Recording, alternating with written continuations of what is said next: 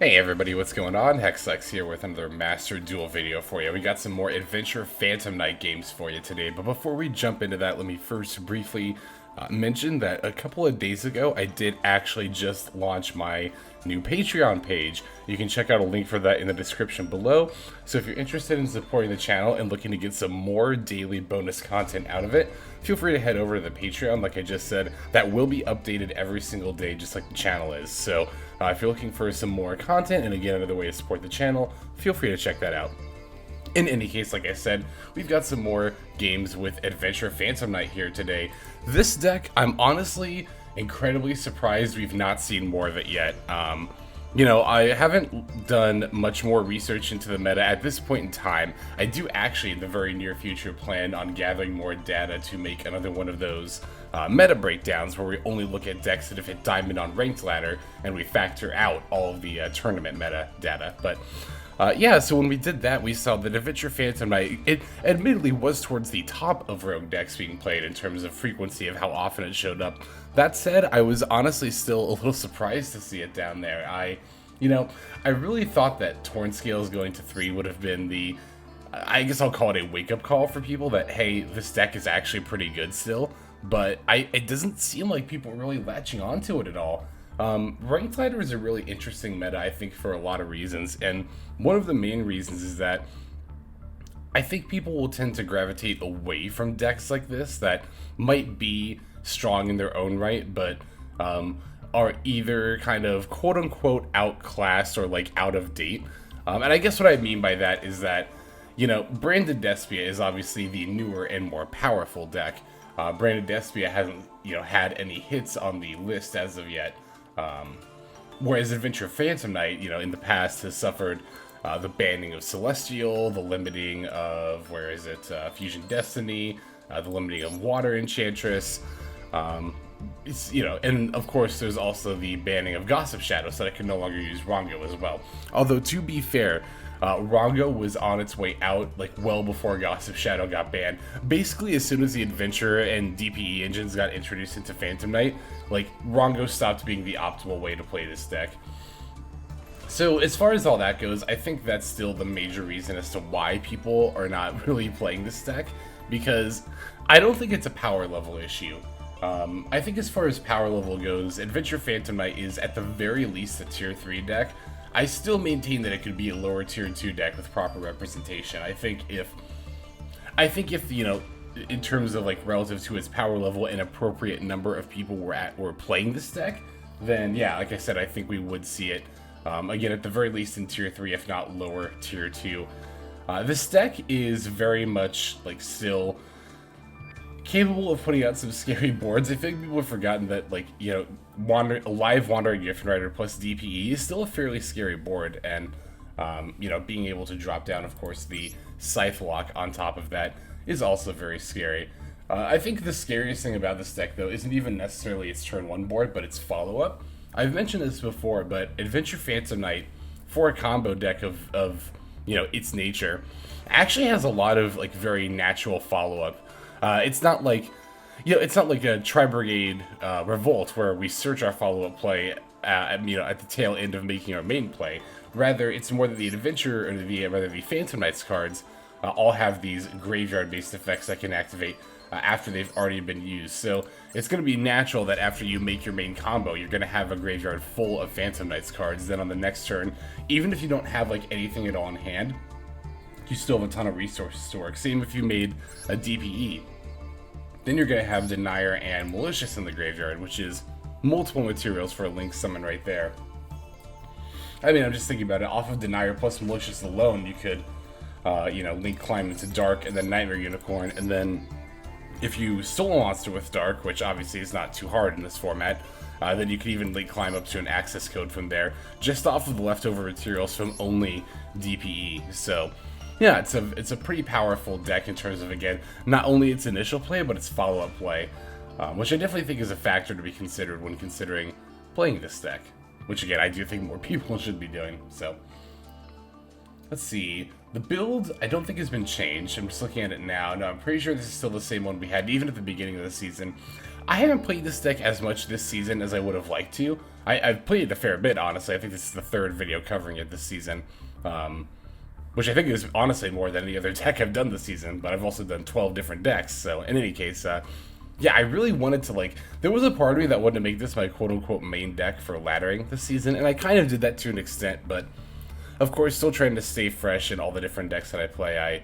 I wasn't able to devote quite as much time to it as I would have liked. That said, again, I think with just, like, enough, not even, like, proper dedicated pilots, just enough people playing this card, or this deck, you know, within the Diamond meta, I think would be enough to give it more, just allow it to shine, I think, because I do think this deck is extremely good, but I've said that enough now. Let's go ahead and break the list down card by card, and let's take a look at some gameplay after that. So, we're playing 3 Maxx, 2 the Phantom Knights of Ancient Cloak, 3 the Phantom Knights of Silent Boots, 1 the Phantom Knights of Ragged Gloves, 3 Ash Blossom and Joyous Spring, 1 the Phantom Knights of Stained Greaves, 3 the Phantom Knights of Tornscale, 1 Destiny Hero Denier, 1 Water Enchantress of the Temple, 1 Artifact Scythe, 2 Destiny Hero Malicious, 1 Wandering Gryphon Rider, 1 Nibiru the Primal Being, 1 Foolish Burial, 1 Reinforcement of the Army, 1 Fusion Destiny,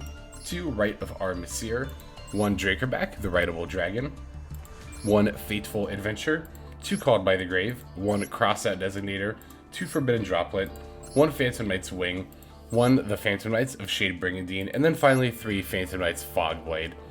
Extra deck is going to have 1 Destiny Hero Destroyer Phoenix Enforcer, 1 Leviair the Sea Dragon, 1 the Phantom Knights of Breaksword, 1 Raider's Knight, 1 Arc Rebellion Xyz Dragon, 1 Link Spider, 1 Salaman Great Almirage, 1 Cherubni Ebon Angel of the Burning Abyss, 1 Artifact Dagda, 1 Predaplant Vert Anaconda, 1 the Dark Charmer Gloomy, 1 Nightmare Unicorn, 1 the Phantom Knights of Rusty Bardish, 1 Appaloosa Bow of the Goddess, and then finally 1 Access Code Talker. Alright, so that's going to go ahead and do it for the list. Now let's take a look at some gameplay. Alright, so first game is going to be against Branded Despia, which is playing a lot of really interesting tech. I've noticed that a lot lately, and of course this could just be my own personal bias slash experience, but I've noticed a lot lately they've been encountering a bunch of, you know, quote-unquote meta decks that are not really, that they're running a lot of, like, what's it called, like, tech. You know, like this build, for example, is Branded Despia. They were playing, like, Raigekis and Triple Tactic Talents and a bunch of other stuff, which, I think it's, like, I don't know. I wonder if that's a phenomenon of just, like, the meta being in one of its later stages, like, you know, as far as, like, the life cycles of meta that we've seen in Master Duel so far. I'm expecting a major, like, release to come fairly soon here at the time of recording this. Maybe it's already been announced by the time this video comes out, but as the meta tends to progress, I think people tend to get a little bit more experimental with, like, their decks. So in any case, we open this hand here and it looks totally dead, but it does actually have some plays if you're willing to use a C or an Ash Blossom, which I think I am here. I can make a DP using the Shade Brigandine to go into Link Spider, and then one of these summon it, go for a Vert. I'm thinking about keeping the Maxx and then using the Ash Blossom as a material. My opponent fires off a Maxx in response to the Shade Brigandine, though. I actually thought about just letting it resolve here, but I decided I think it's better just get the DPE on board. It is going to require me to use both my Ash to negate the C and then the C as a material, but I think DPE plus 2 Fog Blades against 4 cards is probably better than just a Defense Mode Shade Brigandine, 2 Fog Blades, C, and Ash against 5 cards. So it was just kind of my reasoning there. Actually, that's really debatable now that I think about it, and I really I could have seen myself going either way. I kind of intended to play it both ways. Well, actually, yeah, this was the main reason, this was the tiebreaker for me going into DPE here, is that going into DPE would give me that follow-up I was talking about, allowing me to put both Denier and Malicious in my graveyard, so. Alright, so opponent's using an Albion, putting back in, or sending an Albaz rather, and then they just end their turn. So it doesn't seem like they had a very live hand there. Makes me glad I didn't play into the Maxx, or that I negated the Maxx rather. They do, however, have a Ghost Spell for my DPE, so it's not like this is going to be like a free game just yet, because as you can see, I still got the Vert, and 2 Fog Blades is my only resources right now. drawing an Artifact Scythe for a turn, which isn't going to really help me extend much. However, as I mentioned, we do have both Denier and Malicious in the graveyard, so I can at the very least use those to make some plays. Obviously, want to banish Malicious to summon a Malicious. Opponent's going to fire off another Maxx here. So, at this point, I have to consider all the information that we have to work with, right? Our opponent has played an Albion and milled an Albaz. Given that, I'm trying to think of, like what decks would commonly play Albion and Albaz. Of course, Branded Despia being one of the top candidates, although within Branded Despia, Albion is not the most common choice. It's not an uncommon choice of a card to play, but it's definitely not a common one either. So I was still thinking, also the Ghost Bell I thought was a little weird. That was the other thing that tipped me off that there's a chance this isn't Branded Despia. Of course, it did end up being a very tech-filled, like I said, Branded Despia, but I thought for a moment, like, this could be tri-branded. Like, this looks really weird, but then I thought to myself, tri-branded would definitely send Branded Sword there and not Fallen of Albaz. So maybe it is just a Branded Despia build. It could be some kind of, like, anti-meta branded build. It's not a 60 card variant. If it was a 60 card variant, I wouldn't be thinking as hard about the fact that I saw Ghost Bell, but anyway, so yeah, my opponent fires off the Maxx in response by Malicious. They'll get one draw, and as you can see, I'm just gonna end after that. And honestly, the reason that I'm ending here is two major factors, right? One, I know, sorry about my desk there. I know that even if I do make my full play, I'm not going to be able to have lethal. I just don't have the resources to find 8,000 damage with only Denier plus Malicious. We do have the Vert Anaconda as well. I don't know how much that actually changes, though. Like, we could make a Rusty Bardish and make some amount of plays from there. Sending, like, a Ragged Gloves. But the thing is, we don't even have a Phantom Knight monster to bring back at that rate. If we had that, then maybe we could potentially find lethal. Like, if we could set up, like, another level 3 monster in addition to, well, and that's the other thing, too. We don't even have a Shade Brigandine to summon off the, or to set and then summon off of the Rusty Bardish, because we already used that as well. So, yeah, just ending here is the best move. For not only that reason, but also the second main reason I just want to end here is that my opponent's hand was totally dead last turn, right? They didn't play anything at all. So I definitely don't want to give them any more draws than I have to. Yeah, and I just don't want them to accelerate anymore, I guess, into plays. So they do find a Branded in red, though. That Branded in red is only going to lead them to a Masquerade, but it is also going to lead to this Thespian Tragedy getting a search off for the Alibur here. Now, I do have the double Fogblade down, so of course I'm just going to flip up a Fogblade in response to the Alibur here, so that way they don't get the search. As far as whether I'm going to Fogblade the Masquerade, I did think a little bit about it. I was like, do I want to save this for any reason? But I decided not to. Of course, wanting to protect my Vert Anaconda, so that way I can use it as a link material next turn. But then also by doing this, I won't be subject to the 600 life point tax every time I want to do something under Masquerade. So drawing the Crossout Designator, still no life draws at this point, but I don't think we'll need them. Like I said, we've got Vert and Denier and Malicious. That should be more than enough. Now we can go into Rusty Bardish. Again, I'm not going to be able to set up like a Shade Brigandine or even a summon, really. So the fact that my opponent Ash Blossoms it, I thought about letting it resolve, but I decided to Crossout Designator it anyway, because I didn't know how many more opportunities I'd get to use Crossout Designator this match. And at the very least with this, you know, even though I can't set up more plays, I can still set up another Fogblade in my graveyard. And actually, I think I do have plays beyond that, because yeah, I have my normal summon now. This is a new turn, that's right. So sending the Phantom, the Ancient Cloak here actually does do something. Of course, because we put the Malicious back with the Denier, we get another Malicious here. I'm going to search up a Torn Scale, use a Torn Scale to send a Scythe, to send a Ragged Gloves. Ragged Gloves is one of my go-to, like, I guess, quote-unquote, like, placeholder type of placements, where if I don't know exactly yet what I'm going to send later in the turn, then I can just send a Ragged Gloves, right? And then I can just set up whatever I need to later. Like here, I wasn't super sure if I was going to end up setting up a, what do you call it, a Phantom Knight's Wing or another monster, so I did end up sending the Boots, and then by banishing the Ragged Gloves, I was able to bring back the Torn Scale there with its own effect. Yeah, I'll summon the Break Sword in a zone, pop the Masquerade. Remember, with stuff that's Fogblade, you can't declare an attack against it, so we have to clear those out in order to go for lethal. But of course, between Rusty Bardish's effect and Break Sword's effect, shouldn't be too difficult. The opponent just concedes at that point in the combo as they realize that it's pretty easy for me to find lethal here. So, alright, that does it for that game. Let's jump straight into the next one. Alright, so this duel is going to be against a 60-card Dragon Link deck. This one was running more of a Dragoonity package with a Zephyros as well, which I thought was pretty interesting. Okay, so going first, but once again, opening hand is not super great here. We opened every card from the Adventure package, actually, except for the Water Enchantress and the Gryphon. Well, and of course the other Rite of Aramesir. But so this is going to be a very adventure-based opening. It's pretty much just going to be the only thing I can do with this opening is making the adventure board of the token plus the Gryphon. I'll still set the Callby and have the Ash Blossom too, though, and of course in addition to the Omni Negate. So even though this looks like a weak starting board, I think it's still mostly fine here. I mean, especially given our hand, it's obviously the best we could do, but I still think it's pretty much fine. I technically could have set up DPE, but of course that would have caused me to either use the Gryphon Rider or the token, as well as the Ash Blossom. So I'm very glad I didn't use the Ash Blossom as a material, as the opponent opens with a Chaos Space there. I definitely want to neutralize that. They sent the level 1 Red Eyes monster. It's not a Red Eyes monster, it's just called, yeah, Black Metal Dragon. So they sent the Black Metal Dragon. So of course, you know, and seeing that they're 60 cards, it's pretty easy to deduce from that they are playing Dragon Link there.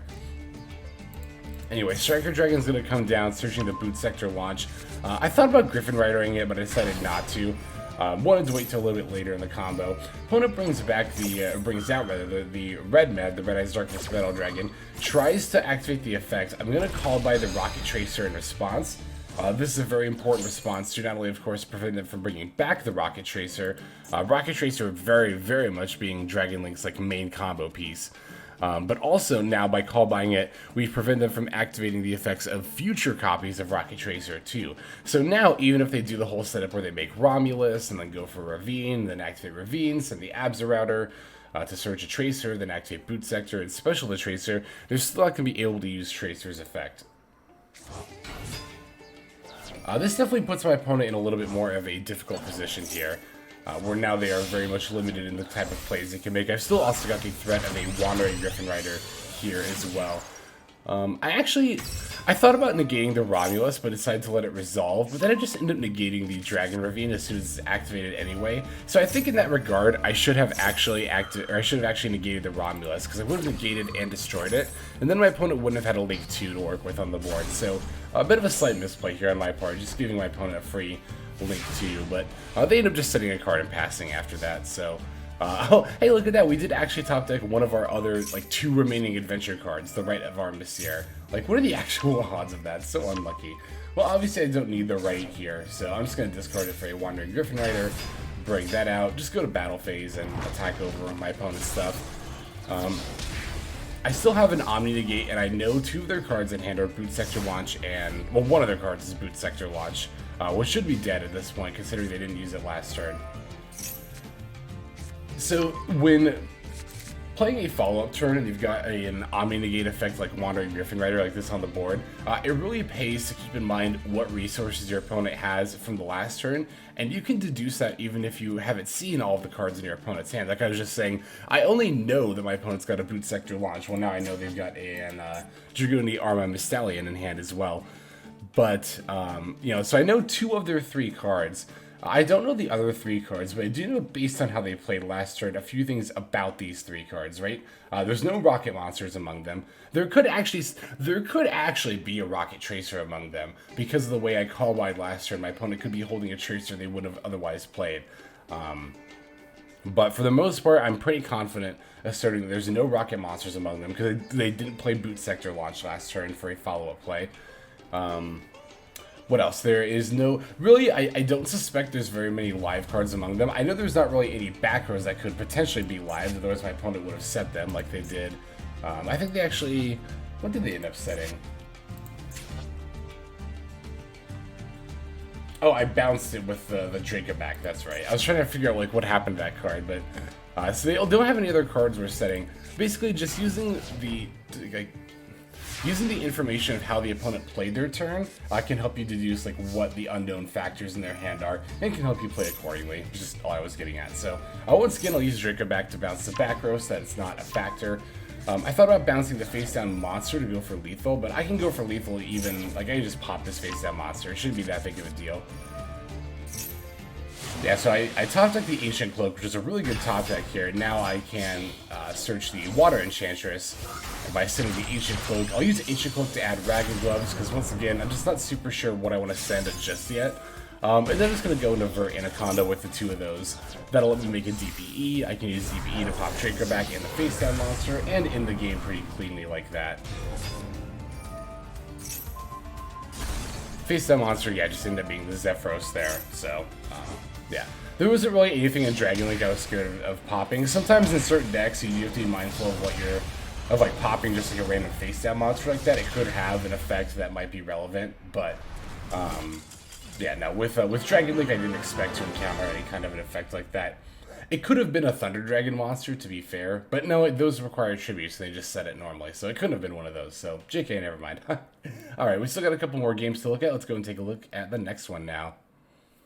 Alright, so this duel is going to be against DDDs. Funnily enough, I've been playing that deck quite a bit lately since I featured it here on the channel, so now I definitely feel like a lot more confident in this matchup. Not that I was like particularly scared of this matchup before, but I definitely feel more confident about it now, obviously, than I did before. Opponent's going to start with a Piri Rees map, and I'm just going to Ash Blossom it. So I see this card, and I'm thinking to myself, like, okay, there's only a certain handful of decks that would actually play this. And it's funny, a viewer actually suggested this card to me in DDDs recently, so I even had the thought of, like, could I be playing against DDDs? Regardless, if a deck is playing Piri Rees map, it's usually for a really good reason, like they really, really want that monster with 0 attack. So I'm definitely not, no, I don't have any issues firing off an Ash Blossom kind of blind against it.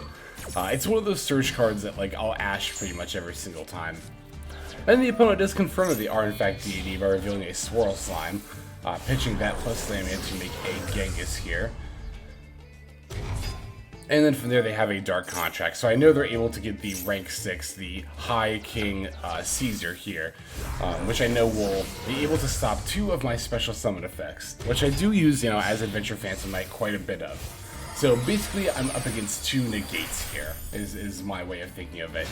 Now I could try to play through them, but looking at my hand, I don't know that I necessarily have a way to do that. If I could have gotten an adventure set up here, then I could have, well actually, you know, I do have a way to do that, because as I'm saying it out loud, and as I see my play I'm about to make here, of course, duh. If I have an adventure set up, then I can just use the Dracoback here. So what I was thinking of doing here was going for a Cherubni, and then using that to send the Water Enchantress. I knew my Rite of Aramesir would get negated. I'm just thinking if I banish the boots and try to bring back Torn Scale, that gets negated, but then I still only have a Cherubni, don't I? Because that actually doesn't put a monster on the board. It would only allow me to search another Fogblade. Huh. So I thought when I was making this play that I would be able to go for a Nightmare Unicorn, but I think I'm actually 1 monster short now that I think about it. So the opponent's going to fire off a Maxx. I'm just going to stop here because I've got a Phantom Knight's Fogblade in my hand. I'm thinking to myself, like, okay, they're not going to get any draws out of it at this rate. I can just set Fogblade, stop the Caesar from doing anything, from both attacking my monsters and also keeping me from making plays, and then it'll be a lot easier from there, which I realize in hindsight, I probably should have just done this in the first place, but this, because, you know, the Torn Scale plus boots here, even trying to get an adventure set up, I could have sent a Ragged Gloves as well, to be fair, and potentially made plays that way, although that still would have been negated if I tried to send like a Break Sword or something and use that effect. In any case here, I probably shouldn't have tried to make plays. That said, I'm glad I did because the opponent ended up using a Maxx in response. Is the gist of what I was getting at there. So, but I won't give them any more draws at this point. Don't want them to have a live hand. Because at this point, even the Dark Contract of the Swamp King isn't live. But of course, they rip the Dark Contract of the Gate, which is the best possible card they could have top decked there. So now instead of using the Fogblade on this Caesar, I have to use it on this Copernicus, because if I don't, well, then they're going to have a ton of plays.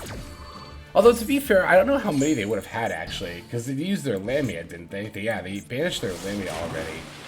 So what would they have sent here that would have actually enabled them to make plays? I don't know if there would have been a whole lot now that I think about it.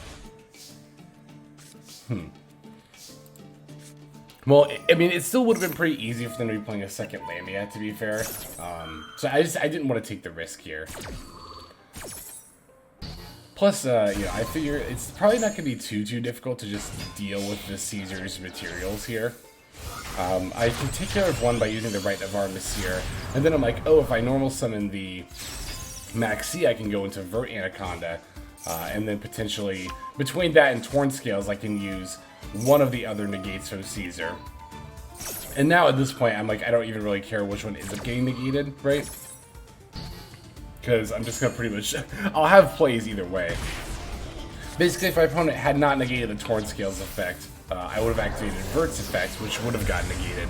And then I would have had DPE, but I would have had a Vert that could still be used as a link. I could still make plays, because obviously I wouldn't have used the effect of the Fusion Destiny by that point. And... let's see, what was I saying? Oh yeah, no, and then I could have brought back the Torn Scales, discarded the Wing, and then potentially made plays from there. Although I don't have another Phantom Knights monster to actually bring it back with this Wing, because the Torn Scale banishes itself. Well, I could have made Bardish, but I would have been able to discard it still. Well, anyway, since I was able to get the DP, I'm just going to pop the Fog Blade and the High King Caesar here, and then I'll just battle over this Copernicus. Opponent's going to give a search for a another Contract with the Gate, but I'm not worried about it because Contract with the Gate, you can only activate the effect once per turn. So when they go to activate it to add a card to this turn, I'll just use DPE's effect in response to pop it. That way, not only will the Dark Contract with the Gate that's activating not resolve, but they won't be able to use the one they just added from their hand either. If I had popped this gate early before they actually activated the effect, then they could have just activated the other gate and then, well, you know, use its effect. So just had to be a little bit mindful, I guess, in that regard. Opponent's actually playing a Wave Oblivion King Caesar Ragnarok here, which I actually pulled one of these and thought about trying it in my extra deck as well as just another fusion monster, but the effect is really situational, and I don't think it's really, honestly, even that great. Like, it's not worth the trouble you'd have to go through.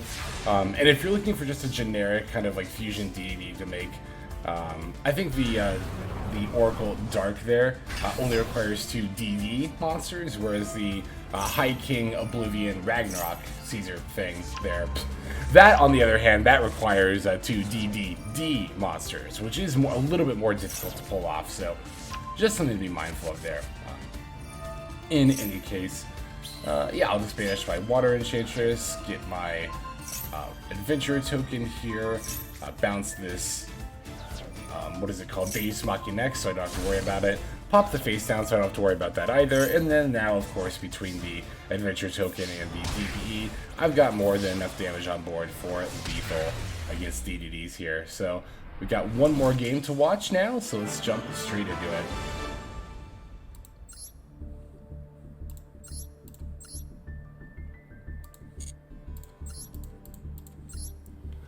And our last duel of this video is going to be against Numerons. So, yeah, always, it's always nice to get a win against him. It's definitely not nice to play against him, though. Of course, they're going to let us go first because they're Numerons. Looking at this hand here, I can normal the boots and special boots and start off my plays by making a Cherubini that way. Although I'm thinking to myself, if I make Cherubini like this, I can't send Water Enchantress and keep comboing, so I'm probably going to have to send an Ancient Cloak, or I do actually just send Water Enchantress anyway. Gotcha, alright. Yeah, I don't think I can actually continue to combo if I do that, though. I don't know if I was on autopilot or if I just decided I wanted the Gryphon set up anyway, but, well, I guess I do have a Shade Brigandine in hand. Oh, no, that's still not going to be enough, though. Well, anyway. Opponent has a Gamma in response, so they're going to blow up my Cherubini. So I would not have been able to combo either way, I suppose. But, yeah, the Cherubini getting destroyed is totally fine here because, you know, as we all know, the Water Enchantress gets sent as a cost, not as part of the effect. So I already did accomplish the main, you know, bulk of what I wanted to here. Oh, you know what? I actually do have some out of plays here. Oh, I must have thought of this in the moment. Just didn't think of it now. But yeah, I can actually make plays with just using the boots. I can use one of the boots to add a wing, use the Fateful Adventure to pitch the wing, and then, yeah, use the wing to special the boots from my grave. So I can actually make a DPE in addition to the adventure setup here. I think this is just the case of me trying to be predictive instead of just actually thinking about what the best play is. Like, sometimes when I'm going over these replays, I'm always trying to be like, I'm trying to remember what I did instead of just, you know, just figuring out what the best play is, which is, I'd like to think usually what I do is the best play, although that isn't always the case, but that's true of all of us, so. But yeah, anyway, with this particular setup here, I am in fact able to get both the live adventure setup, the live Gryphon Rider, as well as a DPE. I even have a Callby and a Maxx as well, so yeah, like, it's like I was mentioning in the profile, these games really exemplify that, like, even when you don't have an ideal opening, it's still pretty easy to get you know, a very, very solid board. And like I was saying in the profile, DPE plus the adventure setup is still, like, I don't know if it's as good as it was before, but it's definitely still very, very good. It's just more of a matter of the ban list with its hits making it a bit harder to get that set up. That said, Adventure Phantom Knight is definitely the deck to do it if you are looking to get that kind of a board established. So there are our games there. Let's go ahead and move now to the outro. Alright everybody, I want to thank you for watching all the way to the very end like this. That does mean a lot to me personally, as well as a means of supporting the channel. Other great ways to support the channel are, of course, to comment and subscribe. Comments, always looking for that feedback. Subscribing will get you notified of when my daily videos drop. And if you want even more daily content, as well as another way to support the channel, again, be sure to check out my Patreon, linked below there in the description, for some more daily bonus content over there. But yeah, that's going to go ahead and do it, I think, for this video here. So yeah, without further ado, this is XLex. I'm signing out, and I hope you have a fantastic day.